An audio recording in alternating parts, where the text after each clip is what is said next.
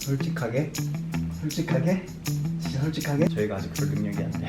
나 홍콩에서 크게 다쳤어요. 한번 진짜 크게 다쳤는데 선배를 좀 두려워하지 않았으면 좋겠어요.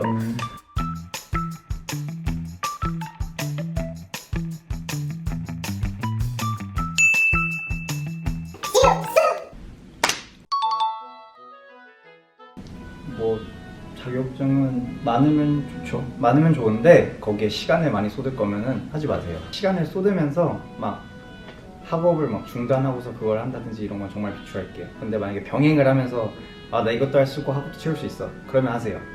플러스는 되지만 그게 학업을 늘리면은 그거는 그때부터는 마이너스예요. 자격증은. 그리고 실제로 한국 기업에 지원할 때는 해외대 같은 경우는 영어 자격증 제외하는 곳이 대다수라서 필수까지는 아닌데 보통 한국 기업에 지원할 때 영어 자격증 필수라고 되어 있는데 홍콩 중문대를 넣으면 그 영어 자격증을 제출을 면제를 받아요.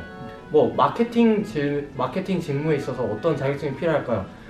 대다수가 막 그렇게 필수적인 건 없는데 LG와 삼성을 담당하는 광고 대행사가 있는데 그쪽에 들어갈 때는 R 통계 그 관련된 자격증이 있는지는 물어봤어요. 실제로 다른 회사 지원할 때도 도움은 될 것 같아요. 근데 따기 쉽지는 않은 걸로 알고 있었어요. 스킬 적는 칸이 있다고 그랬잖아요. 레주메 앞서 말씀드렸을 때 거기에다가 약간 뭐 인터미디에 이 정도 적어놓고 들어가서도 쓸 수도 있긴 해요. 결국에는 R이나 지모비나 파이썬 이런 거는 결국에는 다 퀀파거든요. 퀀티티브 파이낸스예요. 그쪽에서 제일 많이 쓰는 거고 이제 광고 대행사도 어떻게 보면 결국엔 그 스탯적인 면이 필요해서 쓰는 건데 이거는 본인이 스스로 역량을 늘릴 수 있는 부분이라서 이건 자격증 안 따도 돼요. 솔직히 할 줄 알면 되는 거예요.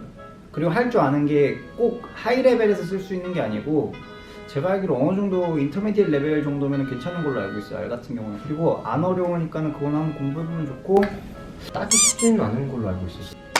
CPA, CFA는 솔직히 진짜 시간 많이 쓰고 딸 거면은 저는 비추. 봉사활동 같은 거 좋아요. 한국 대기업 기준으로 봉사활동 많이 보고 그리고 약간 그것도 어떻게 보면 스토리라인의 하나잖아요. 본인의 어째 엑스트라 액티비티 같은 게 거기서 하나하나 끼워 넣어주는 느낌으로 가도 좋고 근데 하나를 조금 서스테이너블하게 오래 하는 게 제일 좋긴 해요. 액티비티적인 면에서 본인이 한 가지에 되게 열정을 쏟는다 그게 있으면 그걸 좀 오래 쭉 해도 좋아요. 그게 꼭 이게 대외적일 필요도 없고 그냥 본인의 꾸준성을 보여주는 것 중 하나라고 생각을 해요. 그리고 어딘가에서 리더 만드는 거는 되게 플러스 요인인 것 같아요. 그 리더를 어떻게 뭐 리더십을 발휘했다. 그걸 자소서 쓰거나 아니면 면접 때 대답하기 편하니까. 면접 때 많이 나오죠. 면접 때 그런 질문을 꽤나 자주 나요. 뭐 리더를 맡은 적 있어요? 아니면 어떤 대회 동아리에 대해서 알려주세요. 그럼 뭐 나는 이런 동아리에서 내가 뭐 리더를 맡았고 뭐 부장을 맡았고 부장을 경험하면서 이런 경험도 가졌고 이런 경험을 통해서 이런 역량을 배양했다. 이런 역량을 우리 회사에 도움이 될 것 같습니다. 뭐 이렇게 그렇게 대답하면 되게 도움이 될 거예요. 랩해요? 아니, 면접 화투가 아직까지 배어 있어. 간략하게 말씀을 드리면은 다들 되게 잘 가 있어요.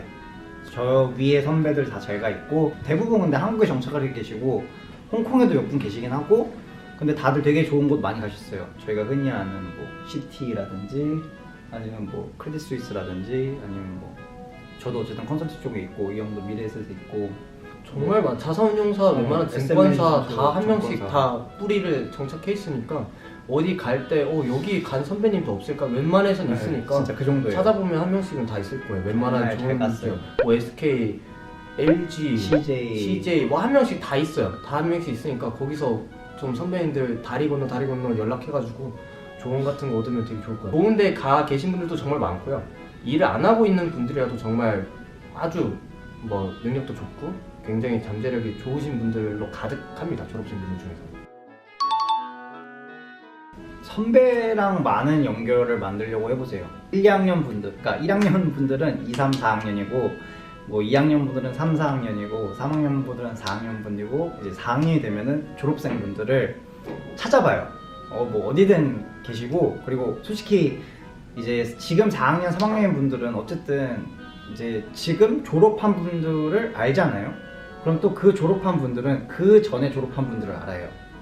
이렇게 계속 이어나가서 선배를 알려고 해야 되는 게 저는 솔직히 꿀팁이라고 생각해요. 왜냐면 선배를 아는 것만큼 큰 메리트가 없어요. 왜냐면 정보도 가장 현업에 있는 사람한테 정보를 직접 듣는데 그거를 서치해서 찾아서 이렇대라고 듣는 거랑 현업에 있는 사람이 야 이거야 라는 거는 그 팩트 체크적인 면에서 너무 큰 것 같아요.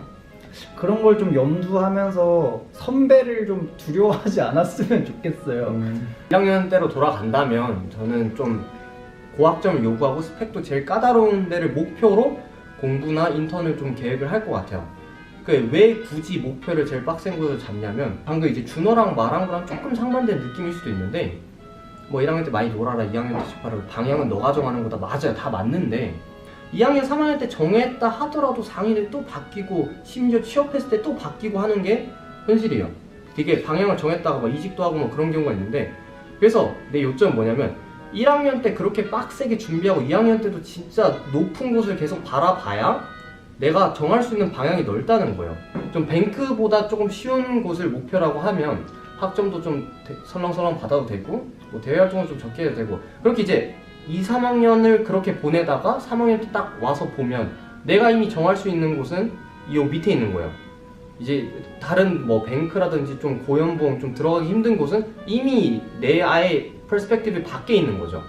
그러니까 정할 때 내가 정하고 싶을 때 못 정해버리니까 그게 좀 약간 아쉬울 것 같아요. 그래서 뭐 1학년 때 놀고 2학년 때 놀고 좋은데 목표를 진짜 최대한 높게 잡아놓는 게 이후에 내가 좀 선택할 수 있는 폭이 좀 넓을 거다. 아니면 심지어 진짜 높은 곳에 갈 수도 있는 거고요. 놀 거면 혼자 노는 것보다 사실상 여러 사람이 노는 게 좋아요. 왜냐면 진짜 내가 학교에서 남는 게 과연 뭐가 있을까요? 뭐 수업을 통해서 배운 지식들? 사실 뭐 그런 게 좀 남아있긴 하겠지만 진짜 많이 남아있는 거는 학교에서 친해진 사람들이 제일 크게 남는 것 같아요. 동기라든지 뭐 이제 이렇게 준호라든지 도움이 다 되고 학업적으로 도움이 되고 내 직업 구할 때도 도움이 되고 진짜 이런 네트워크가 진짜 제일 크게 남는 것 같아요. 대학교 나옴으로부터. 그래서 꿀팁이 뭐야? 아니 나 두 가지 말했으니까 두 개로 요약할게. 첫 번째, 목표를 좀 높게 잡아라. 그래. 목표를 높게 잡아라. 글을 높게 잡아라. 그렇기 때문에 고학점도 하고 인턴도 빡세게 준비하고 뭐 좀 하고, 그게 첫 번째, 목표를 높게 잡아라. 두 번째, 많은 사람들과 친하게 뭐 네트워크를 좀 크게 확대해서 지내라. 그 정도. 확실히. 그래. 구독과 좋아요, 알람 설정. See you soon. 됐어. 됐어. 아, 이거 얼굴 가렸잖아. 아.